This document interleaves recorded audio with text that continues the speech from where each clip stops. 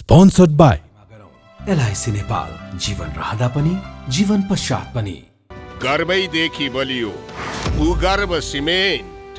मेरो देश मेरो जगदम्बा सिमेन्ट। गुणस्तरीय प्लम्बिङको भरपर्दो नाम मार्बल। म पनि आजै नेपाल टेलिकमको एन्टी फाइबर सेवा लिन्छु। नेपाल टेलिकम, राष्ट्रको सञ्चार, राष्ट्रको शान, किसान। घरमै बसेर सजिलैसँग कोभिड-19 को परीक्षण गर्न सकिने एकदमै उपयोगी 15 minute corona detect Flowflex corona testing किट।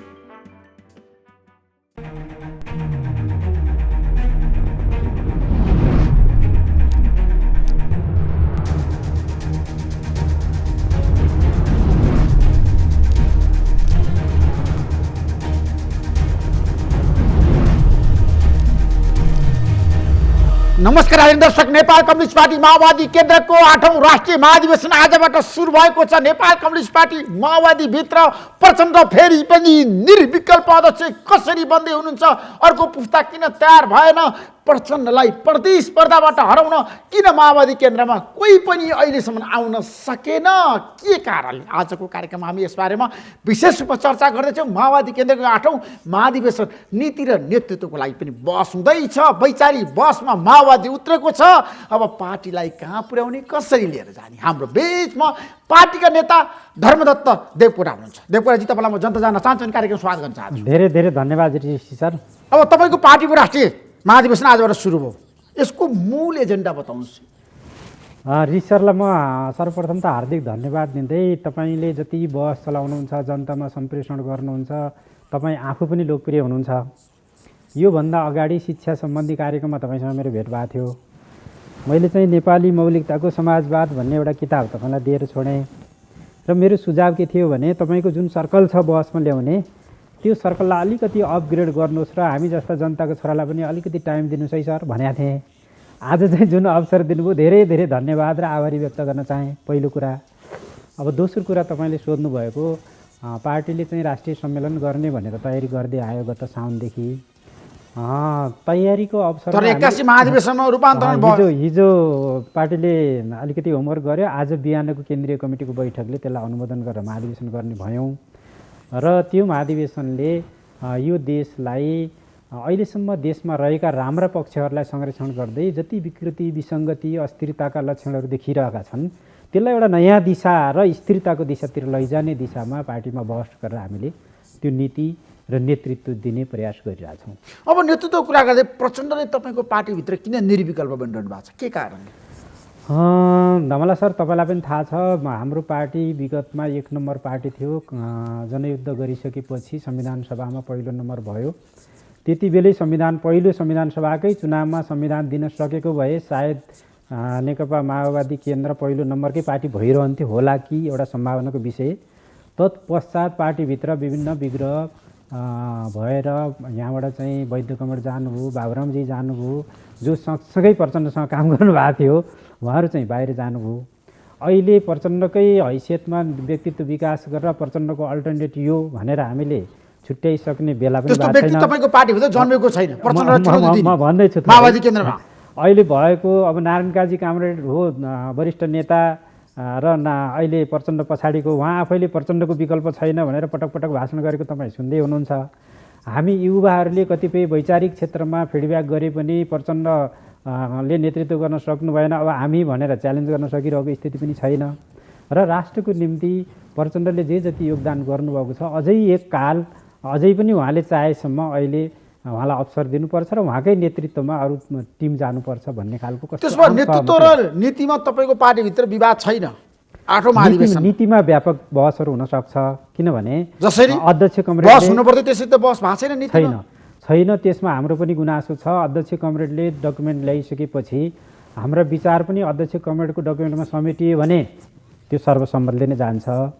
नसमेटिएका हदसम्म फरक मतको रूपमा त्यहाँ बहस हुन्छ र मैले यसभन्दा अगाडि नै नेपाली मौलिकताको समाजवाद सफलताका आधारहरू भन्ने किताब नै लेखेर सिरिजमै हाम्रो देशको परिस्थिति के छ, अहिलेको अन्तर्राष्ट्रिय परिस्थिति के हो, सूचना सञ्चारको प्रविधिले परिवर्तनमा कसरी फरक पारेको छ, अहिलेको 21औं शताब्दीको पार्टी कस्तो हुनुपर्छ, यसमा लोकतन्त्रको अभ्यास कसरी हुनुपर्छ र जनताको जीवनस्तर कसरी उठाउनुपर्छ, नेताको आचार विचार संस्कारलाई कसरी परिवर्तन गर्नुपर्छ र पार्टीको सङ्गठन कसरी गठन हुनुपर्छ र परिचालित हुनुपर्छ भन्ने बारेमा एउटा सेटमा मैले विचार दिएको थिएँ र अध्यक्ष कमललाई यो मेरो मत हो, पार्टीभित्र छलफल चलाइयोस् भनेर साउनभन्दा अगाडिको केन्द्रीय कमिटीको बैठकमा मतको रूपमा मैले दर्ज गरेको थिएँ। गत साउनको 30 र 31 गते अर्को केन्द्रीय कमिटीको बैठक बस्यो। त्यो बैठकमा मैले 11 बुँदे सुझावहरू र मतहरू भनेर प्रस्तुत गरेँ।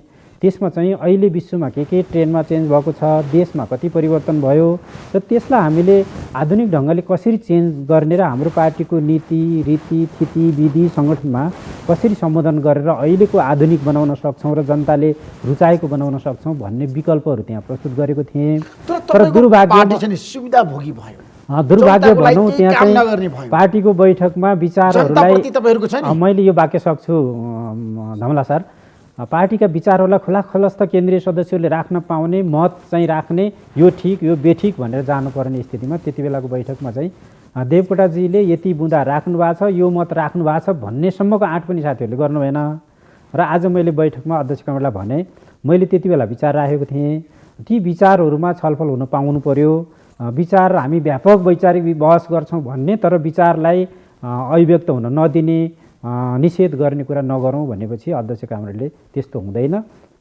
विचारको बहस व्यापक गरिन्छ। अब विचारको बहस हुन्छ माओवादी केन्द्रमा, हुन्छ, त्यो गरिन्छ, बन्द सत्रमा मजाले गरिन्छ। प्रचण्डको राजनीतिक प्रतिवेदनमाथि तपाईँहरूको टीका टिप्पणी हुन्छ, व्यापक हुन्छ, कमी कमजोरी छ भने तपाईँ औल्याउन सक्नुहुन्छ। राम्रा पक्षको व्यापक समर्थन गरिन्छ, प्रशंसा गरिन्छ, त्यहाँ कमी कमजोरी छन् भने सुधारको निम्ति अभ्यास गरिन्छ र कतिपय कुराहरू आफ्ना मतहरूलाई स्वीकार गरिएन भने फरक मत दर्ज गरिन्छ र म त्यो तयारी। तपाईँ फरक मत दर्ता गराउने पक्षमा म छु, पार्टीभित्र छु, प्रचण्डको विरुद्ध जान सक्नुहुन्छ तपाईँ? प्रचण्डको विरुद्ध कतिपय इस्यु नमिल्न सक्छ, नमिलेका कुराहरूमा नोट अफ डिसेन्ट मेरो फरक मत हो भन्न सकिन्छ, कतिपय मतहरूमा मतदानै हुनसक्छ, हार्न सकिन्छ, जुन मत पास हुन्छ त्यसलाई कार्यान्वयन गर्ने हो, त्यो फरक मत चाहिँ पार्टीमा सुरक्षित हुन्छ। आखिर लोकतान्त्रिक विधि भनेको त यही हो र कम्युनिस्ट पार्टीमा त पार्टीभित्रै बहस छलफल गर्ने हो। फरक मत रह्यो, सहमत हुन सकिएन भने त्यो फरक मतमा मतदान हुन्छ र जुन मतले जित्छ त्यो कार्यकालको निम्ति कार्यान्वयनमा जान्छ, अर्को मत पार्टीमा सम्पत्ति सुरक्षित हुन्छ। तपाईँको के कुरामा चाहिँ बढी फोकस हुन्छ ठ्याक्कै 1 2 3? मेरो फरकै मत त अहिले फरक मतको रूपमा नभनौँ, किनभने अध्यक्ष कमलको डकुमेन्ट राम्ररी पढ्नै पाइएको छैन, त्यो पढिसकेपछि फरक मत भनेर भन्न सकिन्छ। तर सुझावको रूपमा मैले अहिले भन्न सक्छु, मैले अध्यक्ष कमललाई 8 वटा 9 वटा 10 वटा कति छ?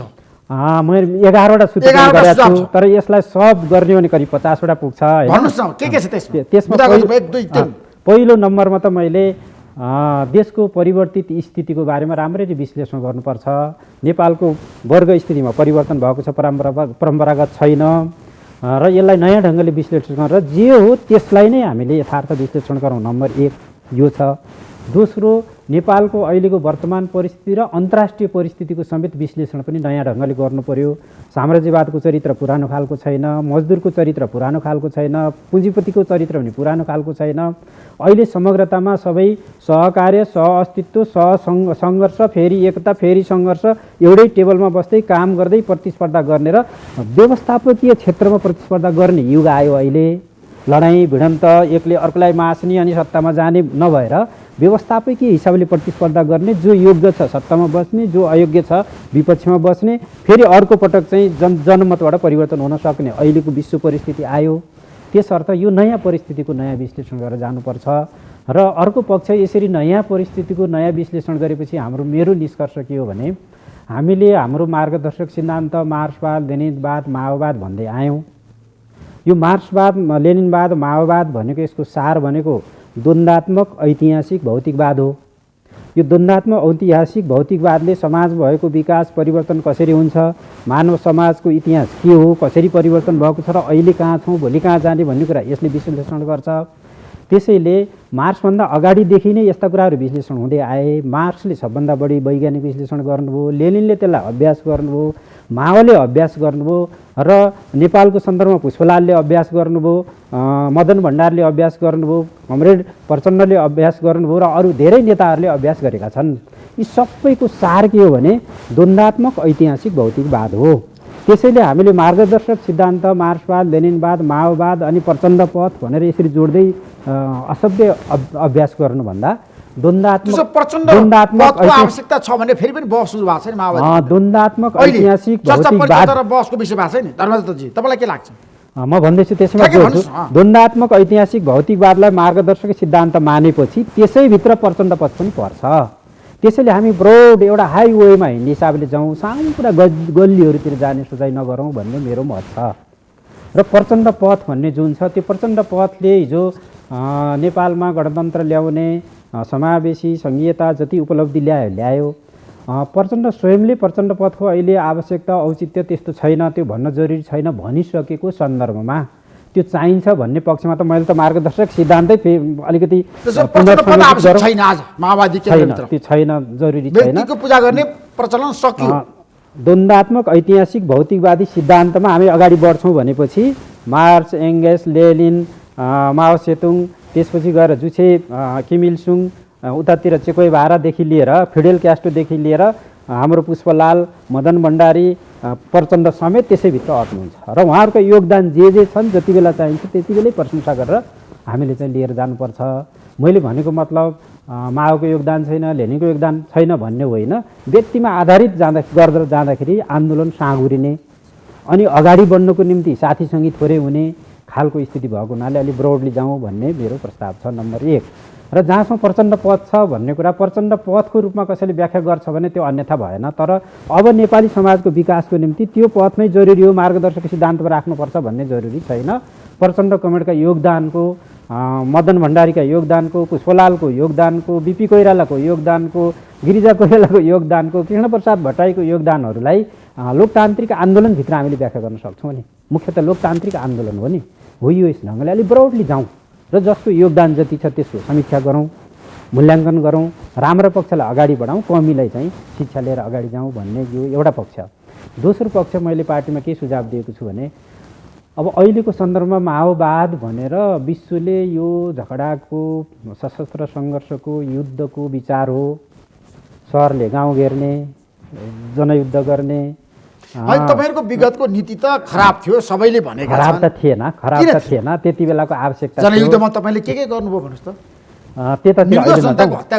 अहिले त्यतातिर होइन अहिले विगतको नीतिलाई तपाईहरुले आमूल परिवर्तन गरिसक्नुभयो विश्वमा जति परिवर्तन भएको छ त्यो बिना सङ्घर्ष बिना त्याग बिना चाहिँ जीवन अन्त्य नभइकन भएकै छैन त्यतातिर नजाउँ हत्याबाट कहीँ पनि प्रगति उन्नति र विकास हामीले कहीँ पनि समर्थन गरेका छैनौँ व्यक्ति हत्या त सरकारले पनि गर्यो हैन त्यसर्थ त्यति बेलाको समीक्षा अहिलेको बहस होइन अहिलेको बहस त समाजलाई अब कसरी अगाडि बढाउने भन्ने बहस भएको हुनाले अब माओवादलाई मार्गदर्शक सिद्धान्तभित्र राखेर माओवादकै आधारमा पार्टी गठन गर्ने प्रक्रिया पनि हामीले यसलाई अलिकति पुनर्विचार गर्नुपर्छ भन्ने मेरो मत छ र पार्टीको नाम पनि परिवर्तन गरौँ भन्ने मेरो त्यसो माओवादी केन्द्रको नाम परिवर्तन गरौँ मेरो प्रस्ताव त्यो हो मैले प्रस्ताव हो राम कार्कीले के गर्नुभएको छ मैले पढेको छैन मेरो प्रस्ताव यसभन्दा अगाडि नै मैले लिखित रूपमै पार्टीमा दर्ज पनि गरेको छु नेपाल कम्युनिस्ट पार्टी केन्द्र राखौँ भन्ने एउटा मेरो विकल्प नेपाल कम्युनिस्ट पार्टी केन्द्र राखौँ माओवादी केन्द्रको ठाउँमा माओवादी नराखौँ माओवादी भन्ने कुरा अब नराखौँ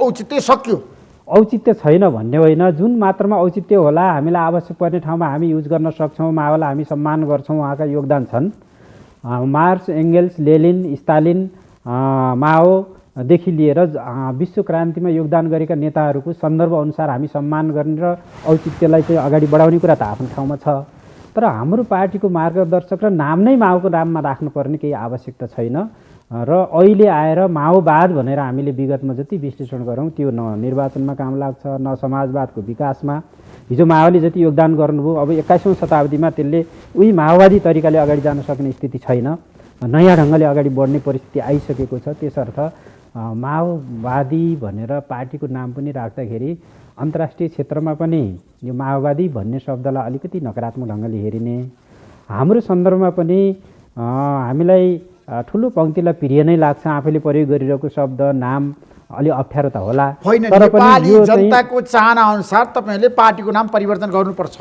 मेरो भनाइ त्यही हो तपाईको त्यही हो नि हैन माओवादी आजको दिनमा अन्तर्राष्ट्रिय क्षेत्रमै छ नि अब पतन भइसक्यो। होइन पतन त म भन्दिनँ, तपाईँको जस्तो होइन, बाहिर त्यही छ। भावना होइन मैले त्यस्तो गर्न माओवाद खोजेको। सत्ता र संसार माओवादप्रति, माओ विचारधाराप्रति, माओप्रति मेरो सम्मान छ। उहाँको योगदानप्रति म उहाँकै रेड बुक पढेर म कम्युनिस्ट भएको, त्यसर्थ उहाँप्रति म अनुगृहित पनि छु। तर नेपाली क्रान्तिको उहाँको सन्दर्भमा नीति आज असन्दर्भित भएन भने माओवाद माओको अहिले असान्दर्भिक भएर नै त त्यो मैले कुरा तपाईँले भनिरहेको छु। स्वीकार्नुपर्छ अहिलेको सन्दर्भमा अब हामीले हिँडिरहने कुराले किन अब त्यति शोभायमान तपाईँले हुँदैन। जुन किसिमको एउटा तर्क ल्याउनु भयो अहिलेको अवस्थामा नेपालको छ नि कम्युनिस्टहरूलाई मिलाएर लिएर जानको लागि, एकीकृत गर्नको लागि नेपाल कम्युनिस्ट पार्टी केन्द्रको परिकल्पना गर्नु अब त्यसरी जाँदाखेरि राम्रो त्यसरी हुन्छ। जानुपर्छ। यो कुरा तपाईँले प्रचण्डलाई भन्नुभयो? मैले लिखितै दिइसकेको छु। प्रचण्डले के भन्नुभयो? प्रचण्ड कमरेडसँग भेटेर छलफल गर्ने अवसर मिलेन, यो साउनमै मैले लेखेर दिएको हो। आज मैले बैठकमा कमरेड विचारहरू पार्टीमा आउँछन्, कमसेकम छलफल हुने बाटोबाट मिल्नु पर्यो, निषेध गरिनु भएन। महाधिवेशनमा विचार पास भयो भने जुन विचार पास हुन्छ त्यसलाई बोकेर हिँडिन्छ। आफूले राखेको विचार फेल भए पनि त काम त गरिन्छ जे पास हुन्छ त्यसमा। त्यसर्थ निषेधको जस्तो फिलिङ भयो त्यस्तो नगरियोस् भनेर मैले केन्द्रीय कमिटीकै बैठकमा कुरा पनि राखेँ। त्यो 11 बुँदे प्रस्ताव मैले राखेको थिएँ, त्यो चाहिँ केन्द्रीय कमिटीको बैठकमा भन्न पनि पाइएन। तिमीले यस्तो ल्याएका रहेछौ कुरा यो भनेर दोहोरो छलफल पनि हुन पाएन, अरू सदस्यहरूलाई जानकारी गराउन नि पाइएन। अनि हामी पार्टीमा व्यापक बहस छलफल विचारको सङ्घर्ष गर्छौँ भनेर हामी प्रचार गर्ने, अनि विचार ल्याउनेलाई निषेध गर्ने, माइनस गर्ने, अलिकति अदेखा जस्तो गर्ने, त्यस्तो नगरियोस् भन्ने सुझाव मैले राखेँ। होइन, तपाईँको एउटा तर्क आयो धर्मदत्त देवकोटाजी, अब माओवादको आवश्यक छैन, माओको आवश्यक छैन, नेपालको माटो हावा पानी सुहाउँदो पार्टीको नाम राख्न पर्यो, नेपाल कम्युनिस्ट पार्टी केन्द्र राख्नु पर्यो। पार्टीको नाम पनि हामी आफ्नो खालको राखौँ र मार्गदर्शक सिद्धान्त पनि हामी आफ्नै खालको वैज्ञानिक खालको राखौँ। कस्तो मार्गदर्शक सिद्धान्त कुरा गर्नुभएको तपाईँ? मैले अघि नै भनिहालेँ, द्वन्द्वात्मक ऐतिहासिक भौतिकवाद हाम्रो मार्गदर्शक सिद्धान्त हो। हामी समाजलाई, पदार्थलाई, विश्व ब्रह्माण्डलाई, हरेकलाई हेर्ने दृष्टिकोण हो यो। त्यो दृष्टिकोणको अधिकतम विकास मार्क्स र एङ्गल्सले गर्नुभयो। त्यसलाई व्यवहारमा लेनिनले अरू विकसित गर्नुभयो, माले विकसित गर्नुभयो, किम इल सुङले विकसित गर्नुभयो, फिडेल क्यास्ट्रोले विकसित गर्नुभयो, हाम्रो देशमा पुष्पलालले गर्नुभयो, त्यसपछि आएर मदन भण्डारीले गर्नुभयो, कमरेड प्रचण्डले गर्नुभएको छ र हामी आफू पनि त्यसमा लागिरहेका छौँ भने हाम्रा अनुभवहरू द्वन्द्वात्मक ऐतिहासिक भौतिकवादको आधारमा समाज विकास क्रम कहाँ पुगेको छ, अब यो समाजलाई जनप्रिय ढङ्गले कहाँ पुर्याउने हो, कसरी लाँदैछौँ भन्ने विचार हो यो विचारलाई र मार्क्सवाद, लेनिनवाद, माओवाद, जुचे विचारधारा जे भने पनि यसको स्वत्व भनेको द्वन्द्वात्मक ऐतिहासिक भौतिकवाद हो। उहाँहरूले यसैको आधारमा सबै कुराको विश्लेषण गर्नुभएको भने हामीले पनि त्यसरी नै विश्लेषण गऱ्यौँ भने समाजलाई न्याय हुन्छ, व्यक्तिलाई न्याय हुन्छ, व्यवस्थालाई न्याय हुन्छ र हरेक कुराको सही मूल्याङ्कन गर्न सक्छौँ। अहिले चाहिँ व्यक्तिको नाम चाहिँ त लिइयो, तर त्यसका विचारहरूको जुन आन्तरिक विचार हो नि त्यो पक्षलाई कानुनमा गर्ने दिशामा चाहिँ विचलित भएको अवस्था भयो। त्यसर्थ हाम्रो मार्गदर्शक सिद्धान्त द्वन्द्वात्मक ऐतिहासिक भौतिकवाद हो भनेर गएपछि यो राजमार्ग जस्तो हुन्छ अनि सबैको मूल्याङ्कन त्यसैभित्र हुन्छ। मार्क्सवाद, लेनिनवाद, माओवाद भनेपछि उहाँहरूले जति काम गर्नुभयो, जति योगदान गर्नुभयो त्योभन्दा बाहिर परेका त मिलेन भन्ने यो कसी छ नि मापदण्ड, त्यो साँगुरो हुने भयो के। त्यसर्थ कुनै पनि स्थितिको मूल्याङ्कन, वस्तु, घटना, प्रक्रिया, समाजको मूल्याङ्कन द्वन्द्वात्मक हिसाबले गरिन्छ। समाजको इतिहासको मूल्याङ्कन ऐतिहासिक भौतिकवादको आधारमा गरिन्छ, समाज विकासको प्रक्रियालाई भने त्यसैलाई नै मुख्य सिद्धान्त मान्यौँ भने हरेक क्षेत्रमा न्याय स्थापित हुन्छ। होइन भने साँगुरो भएर जाने, सानसाना कुरामा फाटो आउने, विभाजित हुने जुन प्रक्रिया छ यसलाई चाहिँ अलिक फराकिलो ढङ्गले मिल्ने, एकता गर्ने, सहकार्य गर्ने, फेरि द्वन्द्व पनि हुन्छ, त्यसलाई म्यानेज गर्ने हिसाबले जाने हिसाबले नीतिगत रूपमा तपाईँको प्रस्ताव आयो आमूल परिवर्तन गर्नुपर्छ अहिले माओवादी केन्द्रमा हो। त्यो कति सम्भव छ? प्रचण्डले अहिलेका नेतृत्वले तपाईँको कुरालाई स्वीकार्छ? होइन, स्वीकार्नु भयो भने धेरै धेरै धन्यवाद दिन्छ। नस्वीकारे पनि विचार यो हो भन्ने व्यवस्था हुन्छ नि, व्यवस्था हुन्छ। अहिले नस्वीकारे पनि यदि सही छ भने महाधिवेशनमा तपाईँको प्रस्तावलाई सबैले छलफलको विषयवस्तु बनाउला नि। बनाउनुहोस् भनेर मैले अनुरोध गर्छु। अहिलेसम्म त त्यो अवसर मिलेन। हिजो मात्रै, आज मात्रै महाधिवेशन गर्ने भन्ने भयो, विचारको बहस छलफल भएन। बरु तपाईँले एउटा प्रश्न गरिदिनु भएको भए हुन्थ्यो, राष्ट्रिय सम्मेलनलाई किन महाधिवेशनमा परिवर्तन गरियो? महाधिवेशनमा त मैले प्रचण्डसँग कुराकानी गरिसकेको छु। प्रचण्डलाई मैले सोधेको थिएँ राष्ट्रिय सम्मेलनलाई किन महाधिवेशनमा परिणत गर्नु भन्दाखेरि उहाँले भन्नुभयो समयको माग हो। त्यसमा त मैले पनि समर्थन गरेँ। वास्तवमा हामी महाधिवेशनकै रूपमा गर्दैछौँ, तर सम्मेलन भनेर किन साँगरिएको होला, बरु बहसलाई पहिल्यै प्रचण्ड कमरेडले लो ल्याऊ के छन् कुराहरू भनेर सबै नेताहरू जो विचारमा बहस गर्न चाहन्छन्, विचार ल्याउन चाहन्छन्, माओवादी हिसाबले त सयौँ फुलहरूलाई फुल्न देऊ, फुलहरू बिचमा प्रतिस्पर्धा गर भन्छ भनेपछि ती सयौँ फुलहरूलाई फुल्ने अवसर दिएको भए हुन्थ्यो। फुलेका फुललाई पनि निमट्ने काम किन गर्नुपर्छ र होइन? बेठिक त भन्न सकिने भयो नि बहस छलफल गर्दा तत्कालिक अवस्थामा अल्पमत हुनसक्छ, बहुमत हुनसक्छ, मत त हो नि, विचार त हो नि। त्यो विचारलाई दर्ज गर्ने, भन्न दिने त्यो खालको वातावरण महाधिवेशनमा हुनुपर्छ। त्यो हुन्छ नै अध्यक्ष कामरेडले त्यो दिइन्छ, त्यसमा चाहिँ चिन्ता गर्नु पर्दैन भन्ने कुरा छ। तर एउटा विशेषता के छ भने माओवादीतिरबाट म हिजो एमालेको स्कुलिङबाट विकास भएको ऋषिजी, म 66 सालसम्म म एमाले हो, 37 सालदेखिको म होल टाइमर हो।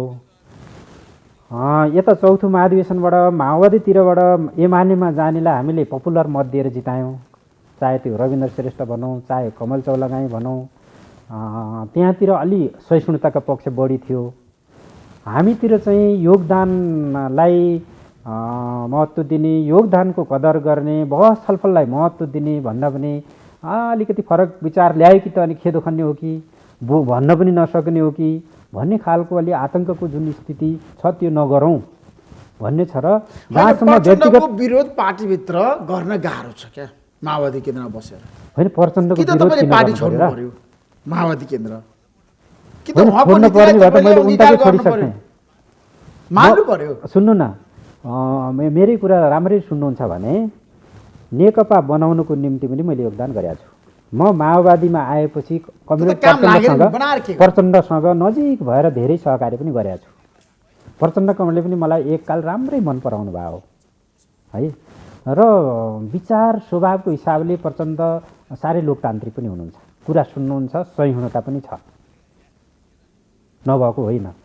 तर एज ए ऱ्याङ्क एन्ड फाइलमा र मान्छेलाई अगाडि बढ्ने, बढाउने, सहिष्णुता कायम गर्ने क्षेत्रमा सङ्कीर्ण नबन है, निषेध नगर है। हरेक मान्छेको योगदान छ, हरेक मान्छेको महत्त्व हुन्छ, मानवता हुन्छ हरेक मान्छेभित्र।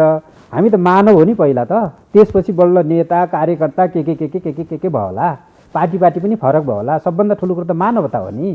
त्यो मानवताको आधारमा पहिला विश्लेषण गर्नुहोस्, अनि त्यसपछि अरू कुरा आउँछ भन्ने कुराहरू हामीले राखेका छौँ। र पार्टीभित्र व्यापक बहस छलफल हुन्छ, प्रचण्डको विरोध गर्न नसक्ने भन्ने होइन। माओवादी केन्द्रभित्र बसेर प्रचण्डको विरोध गर्न धेरै गाह्रो छ। होइन, फलमको चुरो चबा जस्तै छ। बनी बनाऊ विरोध किन गर्नु पर्यो र? बनी बनाऊ विरोध गर्ने इस्यु आए त विरोध गरिन्छ, आलोचना गरिन्छ, गरिएकी छ। म आफूले पनि पटक पटक गरेको छु। एउटा केन्द्रीय कमिटीको बैठकमा, जुन बैठकमा मैले पुस्तक नेपाली मौलिकताको समाजवाद सफलताका आधारहरू भन्ने मेरो मतको रूपमा राखेँ, त्यति बेला प्रचण्ड कमरेडलाई मैले ठाडै आलोचना पनि गरेँ, रचनात्मक ढङ्गले आलोचना गरेँ, बैठकमै गरेँ। अध्यक्ष कमरेडले मलाई पछि तपाईँले त मलाई मजाले भन्नुभयो, तर मैले नकारात्मक रूपमा लिएको छैन है कामरेड तपाईँको आलोचना भनेर भन्नुभएको थियो।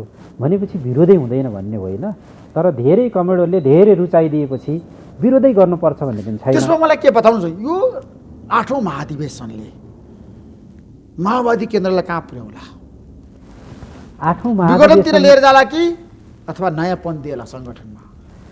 ऋषिजी, विघटनको त म कल्पनै गर्दिनँ। कहिलेकाहीँ हाम्रो पार्टीभित्र बहस हुँदा कि विघटन हुन्छ कि राम्रो बन्छ भन्ने बहस पनि आउँछ, त्यसमा म विरोधी हो। पार्टी विघटन या त्यसप्रति मेरो सहमति छैन। नेताले विघटन गरे पनि अर्काले उठाएर लान सक्छ नि। एउटा थाक्यो भने अर्को अगाडि बढ्छ, अर्को थाक्यो भने अर्को अगाडि बढ्छ। यो त मुभमेन्ट हो। त्यसर्थ एउटा थाक्यो भने म थाकेँ साथी हो तपाईँहरू अगाडि बढाउनुहोस् भन्न सकिन्छ। त्यसर्थ विघटनैको कल्पना गर्न सकिन्न। यसलाई पुनर्जागरण, पुनर्व्यवस्थित गर्दै लाने हो। र एउटै पार्टी विजेता बन्ने, यही माओवादी केन्द्र नै विजेता बन्न सक्ला नसक्ला भन्ने होइन। एकपटक विजेता बन्न सकिएन भने अर्को कालमा विजेता बन्न सकिएला, तर पार्टी नै विघटन हुने सकिने भन्ने होइन। कि जित्नै पर्ने कि चाहिँ समाप्त हुनुपर्ने भन्ने, यो कि त एउटा छोर कि अर्को छोर भन्ने राजनीतिमा हुँदैन। सके जितिन्छ, नसकेपछि त अर्को स्टेजमा त रहन्छ नि त। त्यसर्थ त्यो बिचको ठाउँ पनि हुन्छ। बिचको ठाउँमा बस्न पनि त सोचाइ बनाउनु पऱ्यो नि। कि जित्नुपर्ने कि विघटन हुनुपर्ने, कि आफै नेता हुनुपर्ने कि अर्को भएपछि सबै सकिन्छ भन्ने कुरो सोच ठिक होइन।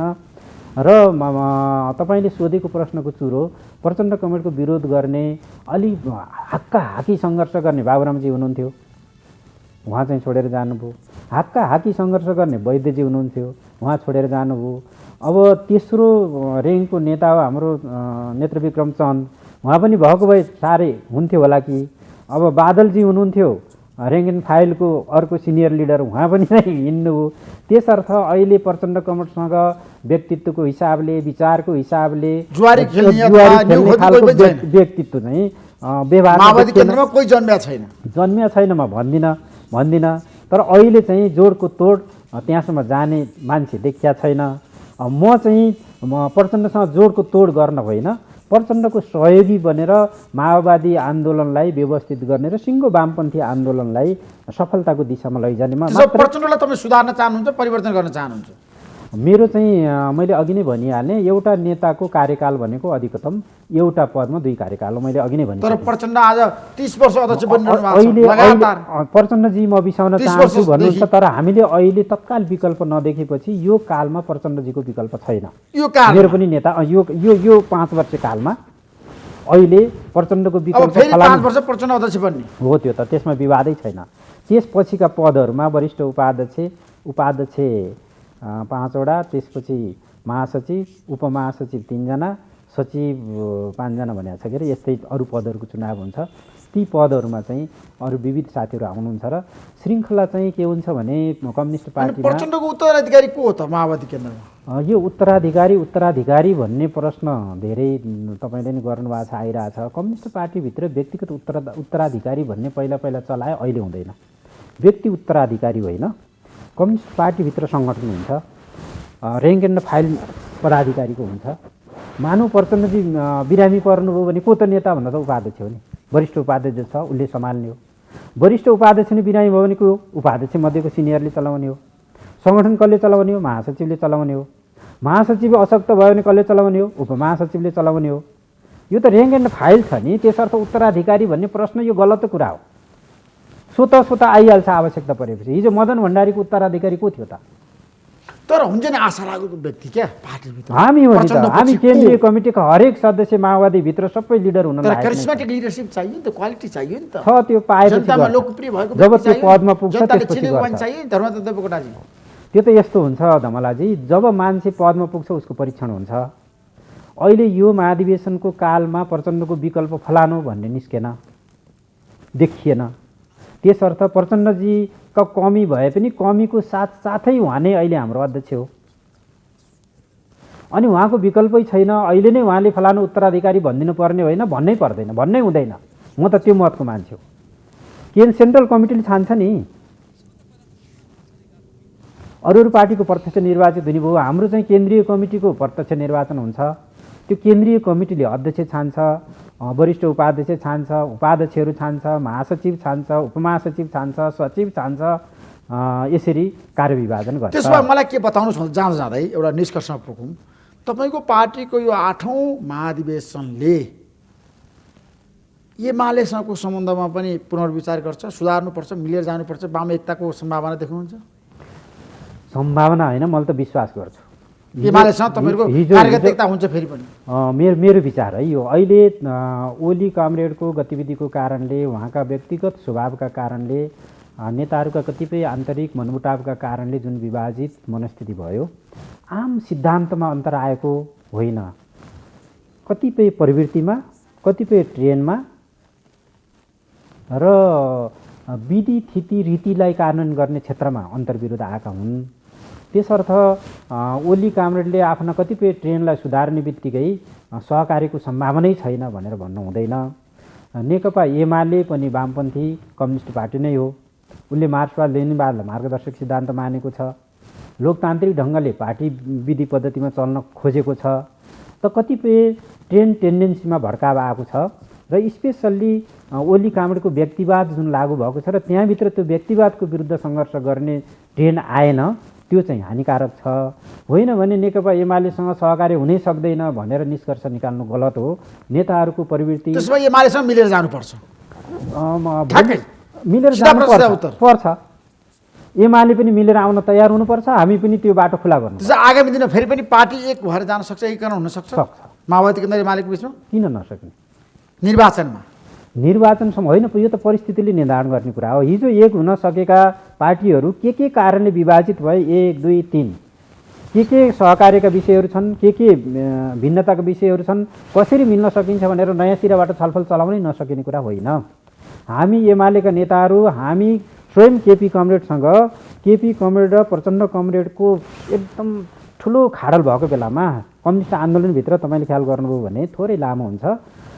प्रचण्ड कमरेडको सशक्त विरोध गर्ने जनयुद्धकालमा पनि केपी कमरेड नै हो र केपी कमरेड र प्रचण्ड कमरेडलाई केपी कमरेडलाई साउनको 1 गते सङ्क्रान्तिको दिन थियो पार्टी मिल्नुभन्दा अगाडि म आफै केपी कमरेडकोमा गएर अब यो देश तपाईँ र प्रचण्डको हातमा छ, अरू प्रचण्डले केही पनि गर्न सक्दैन, मिल्नै जरुरी छैन, तपाईँको रगत पसिना यहाँ छ, यहाँ आउनुहोस्, त्यता हुँदैन, यतै गर्नुहोस् भनेर उहाँले मलाई भनिरहनु भएको थियो। होइन, यता र उता गर्ने होइन, तपाईँहरू मिल्नुपर्छ, कम्तीमा चुनावमा मिल्नुहोस्, माओवादीले अरू केही गर्न नसकिन तपाईँलाई हराउन त सक्छ नि।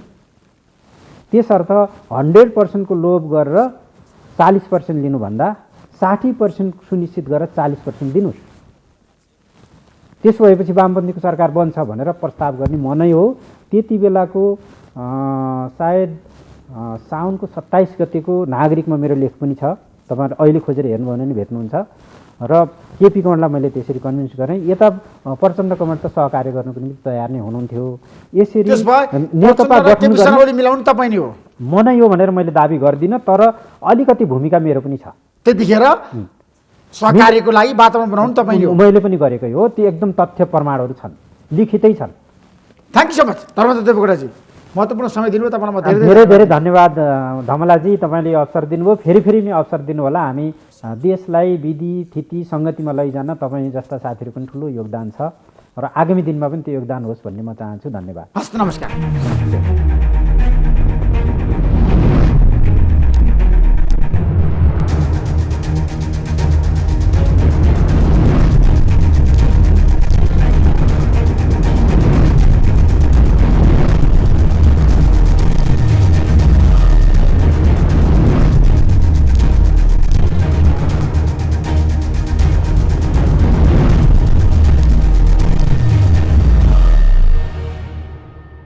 Sponsored by LIC नेपाल, जीवन रहँदा पनि जीवन पश्चात पनि।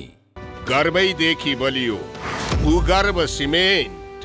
मेरो देश मेरो जगदम्बा सिमेन्ट। गुणस्तरीय प्लम्बिङको भरपर्दो नाम मार्बल। म पनि आजै नेपाल टेलिकमको एन्टी फाइबर सेवा लिन्छु। नेपाल टेलिकम, राष्ट्रको सञ्चार। राष्ट्रको शान किसान। घरमै बसेर सजिलैसँग कोभिड-19 को परीक्षण गर्न सकिने एकदमै उपयोगी 15 minute corona detect Flowflex corona testing किट।